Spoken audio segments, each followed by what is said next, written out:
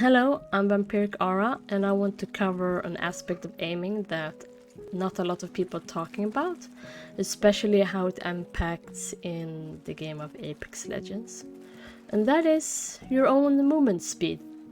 Now, when you're moving around a lot, because you have to strafe in Apex Legends unless you want to be the easiest target ever, and you have to learn how to compensate for your own movement. That's sort of it.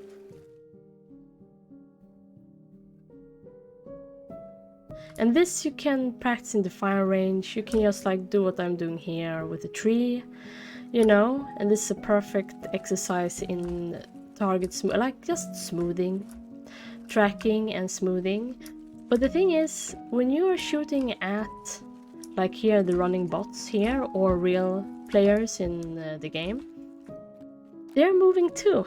So it's not like you're only shooting at a tree, you know what I mean? So practicing on static targets will just take you that far in this game. So what I wanted to cover here today is something that's very well known but not talked about. That's mirroring and anti-mirroring and how it affects your aim.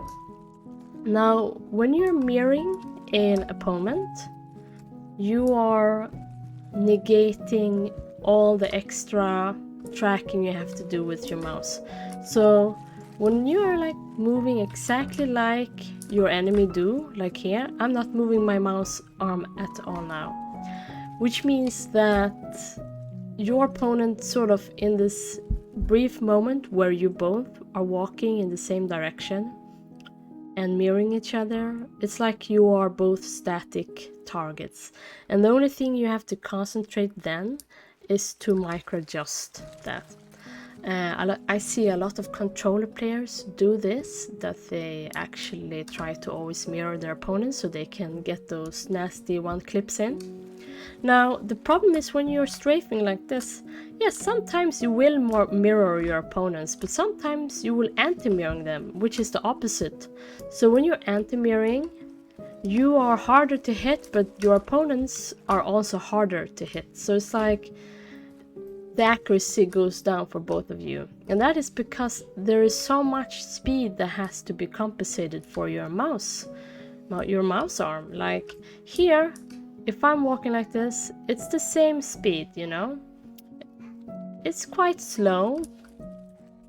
But when you are anti-mirroring an opponent, that's a very high speed depending on how close they are. So if you're really close to someone and you choose to strafe and anti-mirror them, it will really kick off your aim.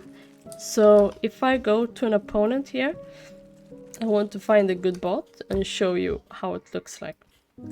Where is a good bot? Okay, here, blue one. So if we're close to one another here,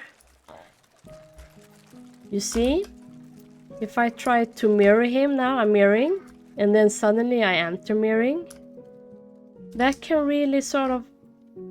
your accuracy will go down while you do this, because first you're going from static to very high speed that you have to sort of compensate for. So if I come closer to you, green bot here, now I'm just walking with him, and then if I choose to anti-mirror, it's like I have to really pay attention how to compensate that extra movement.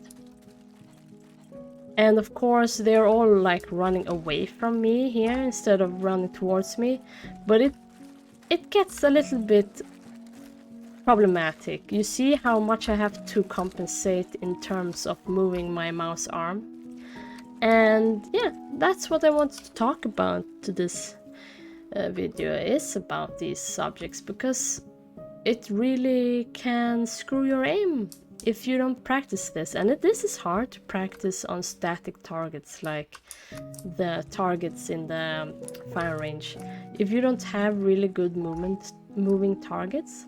So my tip is to practice mirroring and anti-mirroring with either like a teammate in the fire range, and you can just stand next to each other and like practice this. Like first just practice with the mirroring, and then how it like affects when you go into an anti-mirroring, and how much speed you need yeah, that's all. Now I'm gonna showcase it a little bit. Now mirroring, anti-mirroring. Oh, he went inside. Let's try first with some mirroring and how easy it is actually to hit your shots when you do it.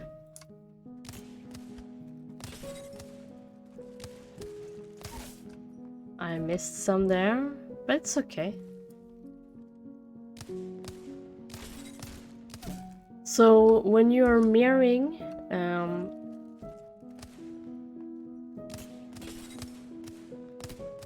it actually becomes easier to aim even further away, because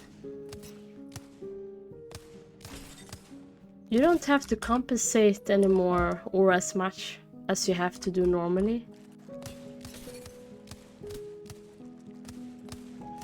It is more or less like you're aiming with your movement keys, like the or your stick, I guess, if you're in a controller.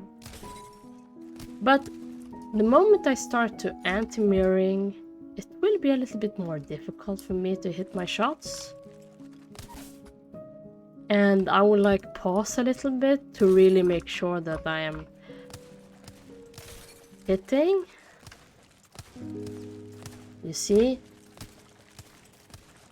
If I, like I did there, did just anti-mirroring in that close range, I would have died there to a good player. So this is something that you really just need to practice on, like in this scenario here. It just needs a tons of practice. So I guess that's the difference between a really good player who has like 5,000 hours in this game and someone like me with only 2,000, or someone with less. That this, the negation and the compensation of aim, it's just like it takes time to sort of get used to it.